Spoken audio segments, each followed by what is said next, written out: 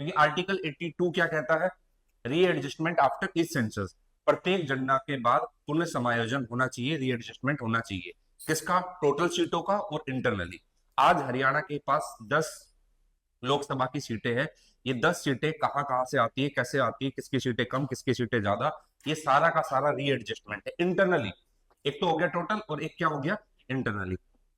52 का डिलिमिटेशन का 62, 71 का डिलिमिटेशन कमीशन 72 में बना। उसने टोटल सीटें कितनी फिक्स कर दी? 543।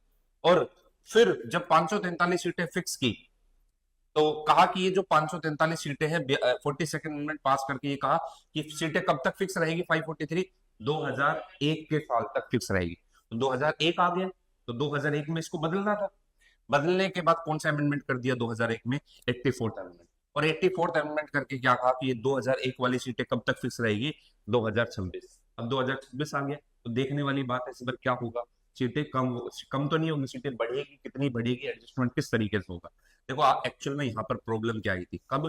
71 के साल में, जब 1971 का सेंसस हुआ ना, तो उस सेंसस के अंदर जाहिर सी बात है कि पिछले 10 सालों के अंदर गरीबी हटाओ का प्रोग्राम लॉन्च हो रहा था, जनसंख्या नियंत्रण, पॉपुलेशन को कंट्रोल करना था। लेकिन पॉपुलेशन कंट्रोल होती तो कैसे होती? बिहार लगातार दे बच्चे में बच्चे पैदा किए जा रहे हैं, तमिलनाडु बेचारा कंट्रोल कर रहा है। और आपको पता है जिसकी पॉपुलेशन ज्यादा होगी तो उसका लोकसभा के अंदर रिप्रेजेंटेशन भी क्या होगा? ज्यादा ज्यादा हो। पॉपुलेशन ज्यादा हो, रिप्रेजेंटेशन ज्यादा। पॉपुलेशन कम होगी तो रिप्रेजेंटेशन क्या हो जाएगा? कम हो जाएगा।